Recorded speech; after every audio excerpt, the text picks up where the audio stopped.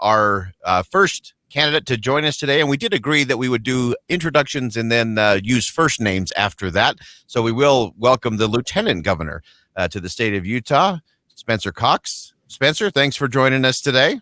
Boyd and Miles, it's always great to be with you. Thank you for putting this on.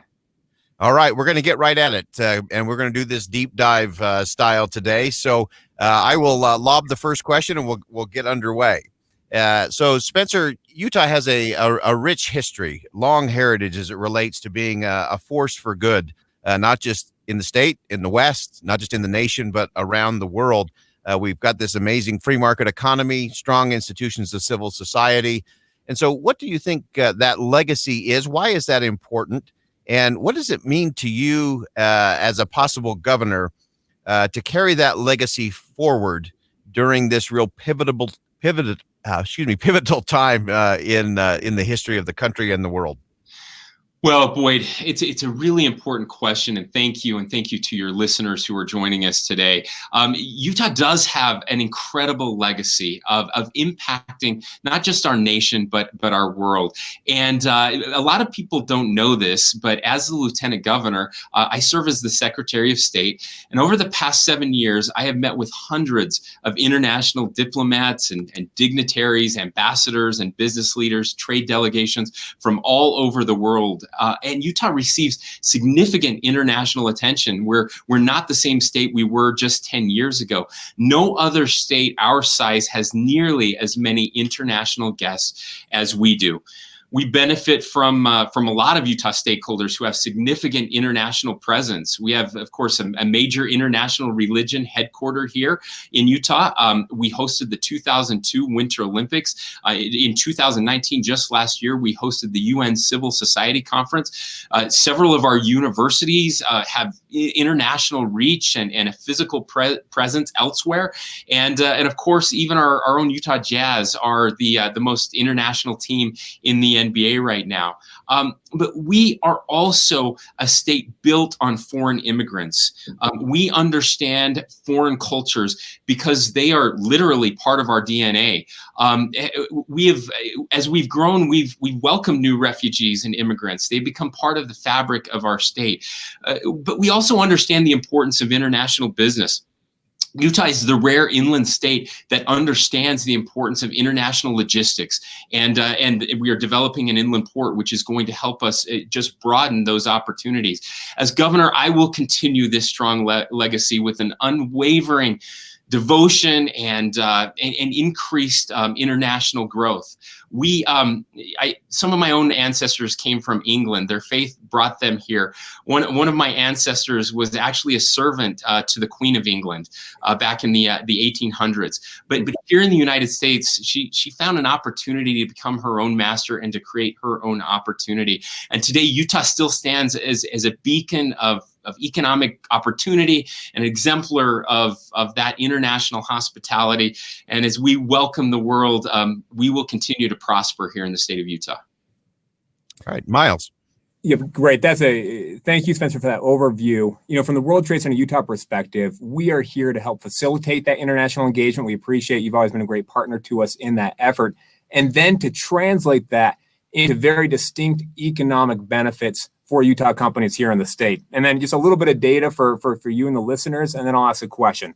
So international trade and investment now supports nearly 1 in 4 jobs here in the state of Utah. You know that Utah's economy, that the backbone of our economy is small business.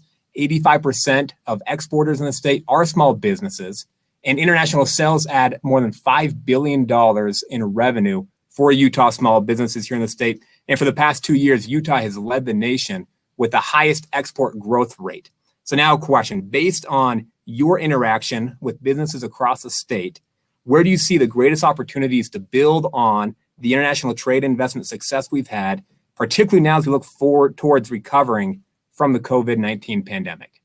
Well, I'm so glad, Miles, that you shared that data, because I think most Utahns are surprised when I tell them, did you know that we have led the nation in economic growth, international economic growth, over the past 2 years? Again, that's mind-boggling. When we have these foreign delegations come, they say, we see the numbers. We're trying to figure out what's happening here in Utah. Why is Utah the best state to do business, not just nationally, but internationally?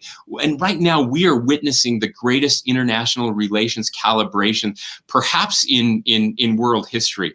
Within this this chaos that we're facing, there is an optimal way forward, but our strategy must be to create international opportunities for Utah businesses. People will come and go, but Utah businesses will be the greatest asset to the Utah international brand. It really is focusing internally for us to succeed externally. And Utah is the best positioned state to take advantage coming out of this crisis. We know again what businesses are part of the United Kingdom brand. We know what businesses are part of the Five Asian Tigers brand. International dynamics post-COVID-19, though, will separate the have from the have-nots like nothing we have ever seen. We really have an opportunity here to lean in. We have to remember that the foundations of our economy here in Utah were strong pre-coronavirus, and that matters. We led the nation in private sector job growth over the last 10 years. We have the most diverse economy in the nation, and that's going to allow Utah to be a big winner coming out of the coronavirus. We must help, especially manufacturers, pivot to producing those goods that have strong demand in international markets. We must focus on recruiting international businesses that will stabilize the supply chains in Utah's critical industry.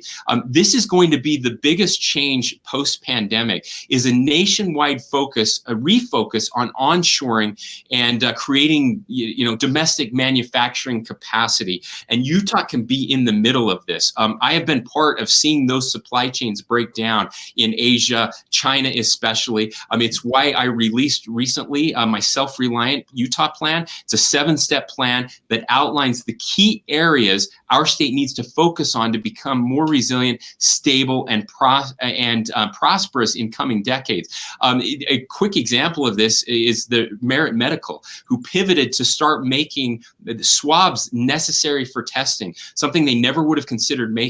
However, the demand for these swabs remains strong and allows them to enter the market they had never considered, but for which there is a significant demand. We are going to see a manufacturing renaissance post-COVID here in this country, and Utah is going to lead that movement. Right. Boyd, I think it's important right there, because Spencer brought up a really good example with Merit Medical. I was on a call just about a week and a half ago at the White House, talking about the opportunity we have to reshore companies back here to the United States. And Merit Medical, the success that they've had, what they've done is something that's recognized there and across the country. And it's a great example of the way that Utah can pivot and can succeed as we move forward in this COVID world that we're all living in. Boyd, over to you. Absolutely. And we're about halfway in here, Spencer. So if you're just joining us, so this is part of a special 90-minute gubernatorial forum here on KSL News Radio. I'm Boyd Matheson, joined by Miles Hansen from World Trade Center, Utah. Currently in the hot seat is Spencer Cox, Lieutenant Governor. And so we're going to pick up the pace here just a little bit, Spencer, as we go forward, as we talk about the economic prosperity, all of the opportunities that the state has. I want to really drive it down to the individual level, what it means for us. And in particular, as we talk about economic prosperity, how do we ensure that our minority communities and our rural communities are part of that prosperity here in the state of Utah? Yeah, thanks, Boyd. I'll be a little quicker on these answers. I know we do have limited time, but 4 years ago, I had the opportunity to partner with the World Trade Center and to take our message out to rural communities, to share with them the ability to open markets so that they could take advantage of this incredible success that we're seeing here as a state, but unfortunately is leaving some of them out. Just a couple quick numbers. In 2019, Utah had approximately 17.5 1.3 billion in exports, but very little of that is going to rural or minority businesses. The Business Roundtable estimates that there are more than 389,000 jobs in Utah that are supported by trade. That's an increase of over 10% in Utah jobs. So we're seeing that, but we want to make sure everybody can participate in that. We have Bailey Farms in rural Utah where they're cubing hay and selling it to Asia and the Middle East. That's one example of a rural company that's been able to figure this out. Let me just conclude by saying this. It is our biggest weakness, getting that out to our minority communities, multicultural communities, and rural communities. Currently, the Governor's Office of Economic Development and the World Trade Center have a combined total of 1 export outreach specialist. That is unacceptable. We need to have a dramatically better outreach program. Again, this isn't about bringing the world to Utah. It's about knowing Utah businesses well enough to take them to the world. We've already opened the doors to the world, but we have to understand our local economy and our local businesses and then help them make that connection. And that's why we have the World Trade Center.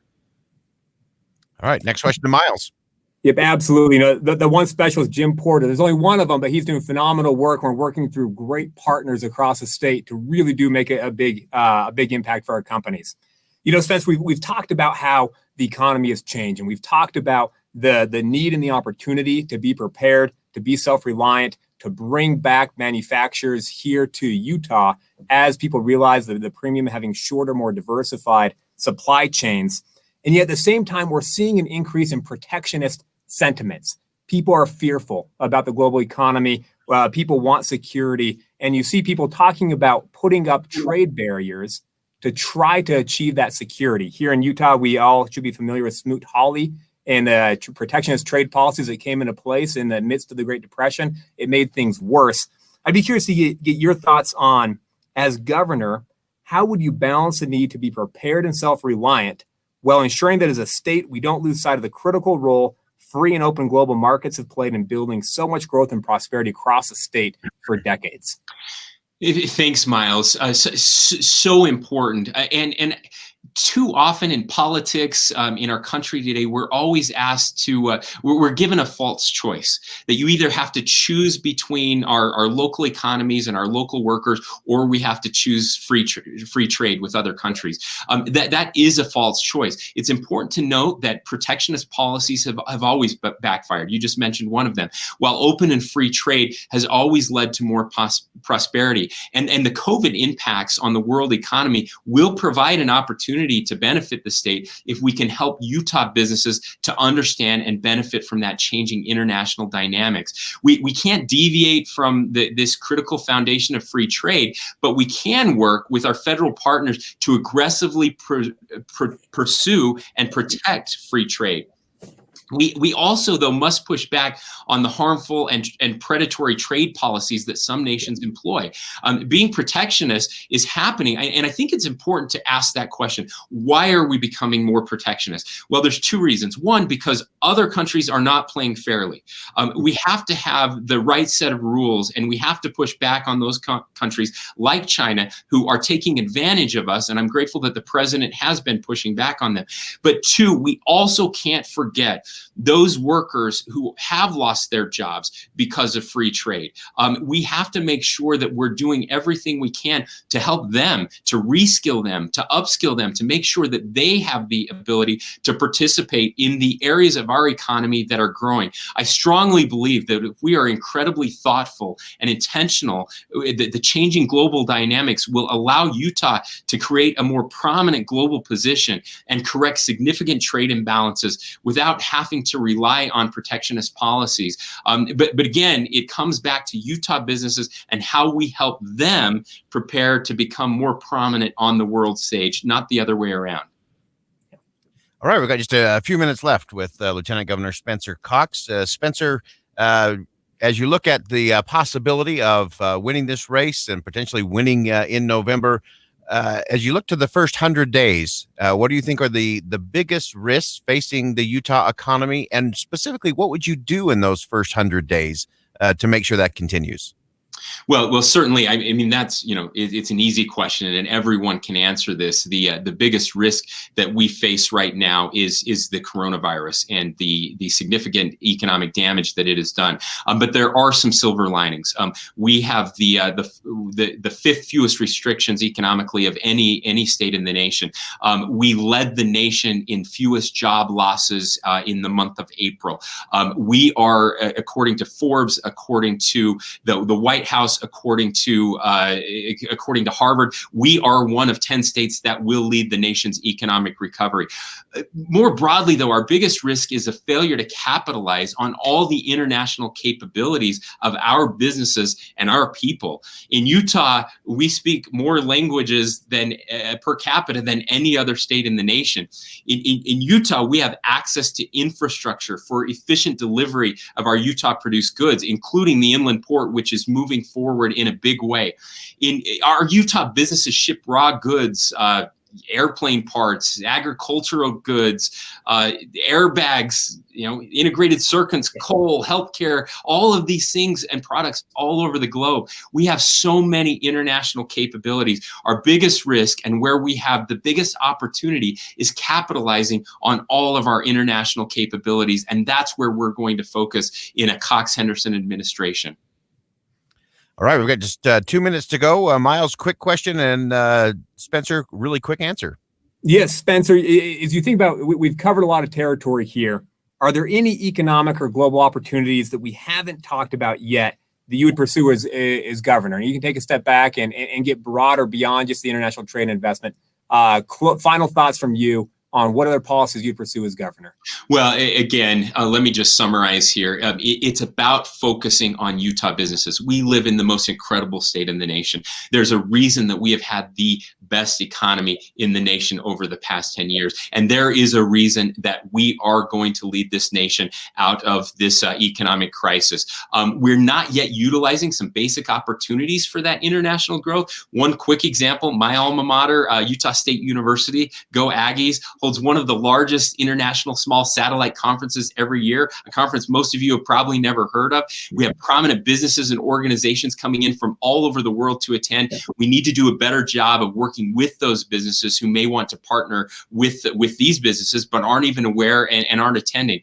I believe that the diplomacy is important, and as governor, I would use diplomatic relationships with foreign elected officials for Utah businesses. We also have not done a great job of harnessing the power that comes from international business to business settings. We need to target more international trade shows, air shows, and other places where we can optimize the state's influence with those we want to attract to the state. But let me just conclude by saying this. We are so lucky to live here in the state of Utah. It is a matter of focus, but the focus needs to be inward, making sure that we are preparing our businesses for the global market. That's what I've done over the past 7 years, and that's what I will continue to do as governor of this great state. Thank you so much for giving me this opportunity, and remember to vote Cox-Henderson.